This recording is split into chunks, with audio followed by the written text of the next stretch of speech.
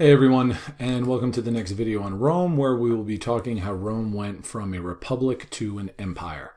So in the previous video, we talked a lot about how class tensions were playing out in the political spectrum, but there were also an awful lot of class tensions due to economics. And a lot of this had to do with land ownership. You had latifundias versus small landowners. Latifundias, which is a funky Latin term, they were big plantations. Right, where the kind of, similar to like the big plantations in the South, where you'd have the large manor house and you'd have all of the, the farm and the slave holdings and the massive agricultural fields and so forth. Slave labor was very, very prominent on latifundias. And then the small landowners, they were really just stuck trying to get by.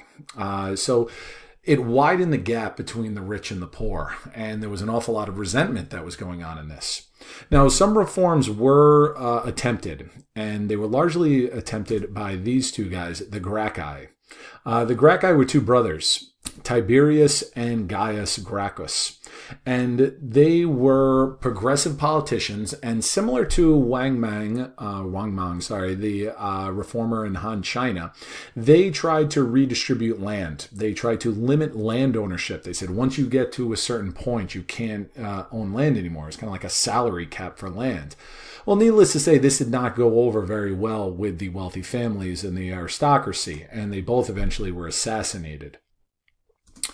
Now, eventually, this is going to culminate in civil war. The small landowners, because many of them were really struggling to make ends meet on their farms, a number of them turned to military service because that was something that was always stressed under Roman culture, was, service to the state and fighting in the military, that strict military discipline that they had. Well, the problem is that as the class tensions got worse and worse, these poorer soldiers, they started to feel a lot more loyalty to their commanding officer than they did to Rome, because Rome wasn't doing anything for them. Their commanding officers were the ones that were putting food in their belly and money in their pockets that they could send home to their families. And this would culminate eventually in war where these generals would take it upon themselves to be dictators. Remember, there was a history of dictators in Rome, where one man would step in and save Rome from the chaos.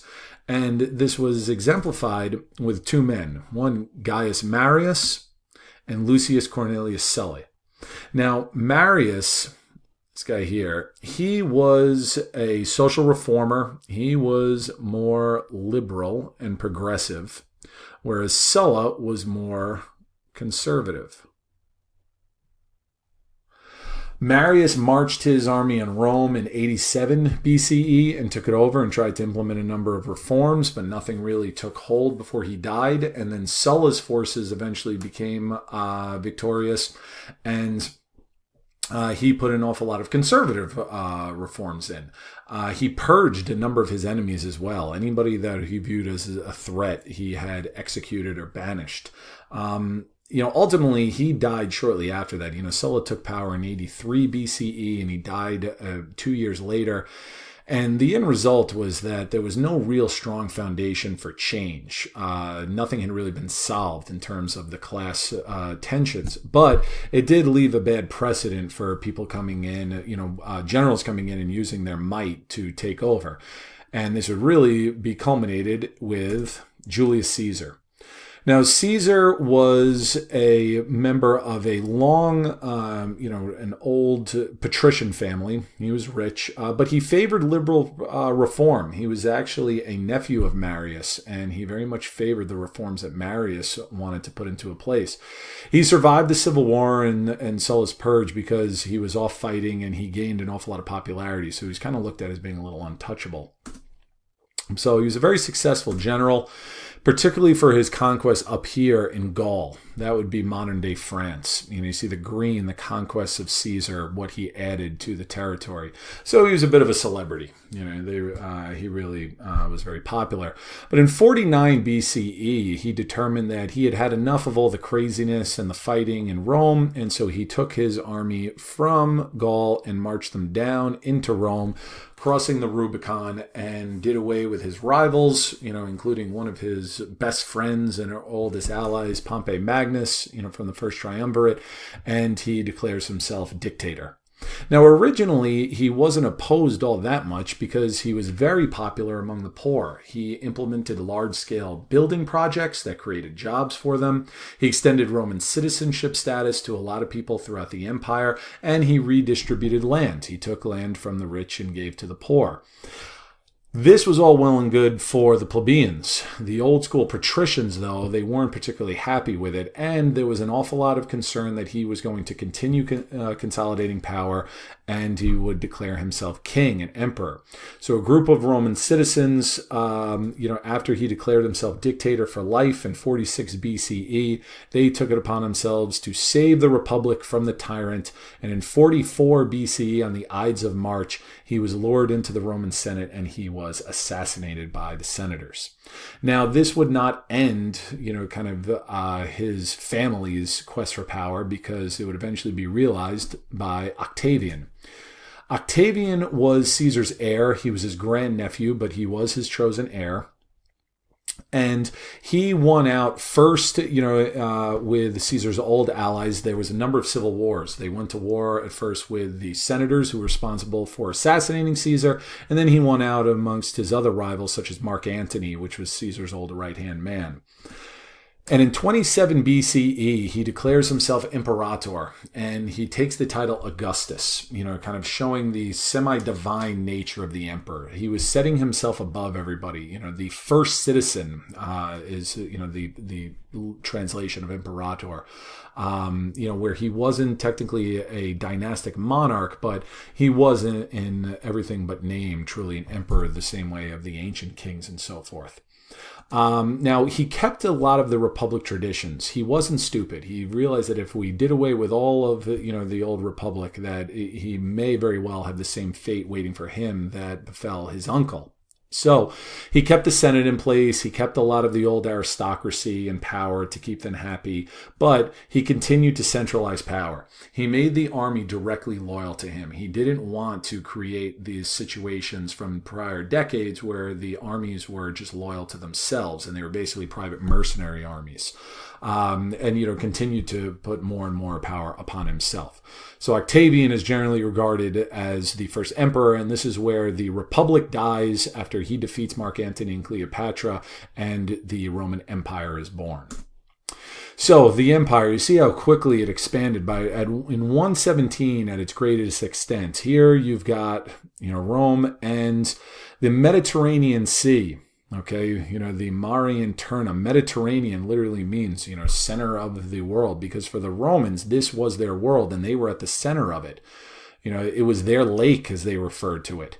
All of North Africa, okay, from the Strait of Gibraltar through Egypt, that was a big, big conquest. When he took out Cleopatra, Egypt officially went from being a vassal state into being a part of the empire. You have Judea, you have Mesopotamia, down through the Fertile Crescent, all of what today is Turkey. Anatolia and Asia Minor, Greece, up through here, Germania, Britannia, and the Ionian Peninsula right here. So big, big sections of Europe, Asia, North Africa, sections of 3 continents that were part of the Roman Empire, but it all revolved here around the Mediterranean Sea. There also, the Roman Empire linked the largely urban Mediterranean world. You had the Egyptian cities, you had the Middle Eastern cities, obviously you had Greece, you had Rome, with up around here. Northern and Western Europe was largely the backwoods at that part. There were, London was not a city. London was a one-horse town. There was no Paris. There was no Berlin back in those days. Londinium started out as just a Roman fort. So the Roman kind of conquest of these areas, it connected all the way with, the wild woods of Britain with Alexandria, which was a bustling metropolis. It made it all part of the same entity. So that was important, through the facilitation of trade and so forth. All right, the Pax Romana, from the time of Augustus up through, what they consider the good emperors, through Marcus Aurelius, the first through the 3rd century CE. This is known as the Pax Romana, the Roman peace. It was a time of both economic prosperity and relative stability. Now, the prosperity was largely built through trade. The political stability was largely built through law. Trade was mostly due to the Roman road network that they had. I had a picture up there before, not sure what happened to it. But the Roman engineers were outstanding road builders. They built roads that, many of them are still in existence to this day. And you see the extent of them. You could get from Rome all the way up here through France, or Gaul as they called it, through Spain. There were roads that ran the full extent of the Mediterranean, North Africa. You could travel all the way from Judea, the Middle East, through Greece and so forth. It linked the empire. It made, aside from commercial, trade a lot easier. It also made military travel a lot easier if the legionnaires had to get from one place to the other. And Roman law, what it was probably best known for was the 12 tables. And these would be publicly displayed out there for all Romans to refer to. And there are a lot of Roman traditions that still carry forth into, Western law today. The idea that you are innocent until proven guilty. The idea that the accused has the right to face their accuser. The idea that judges have a right to, cipher through evidence and so forth. So these are all things that carry over. But roads and laws, they made all of this whole stuff, they made it Rome. Okay, Roman law was to be applied to somebody all the way up here at Hadrian's Wall, the same as if the accused was right in downtown Rome.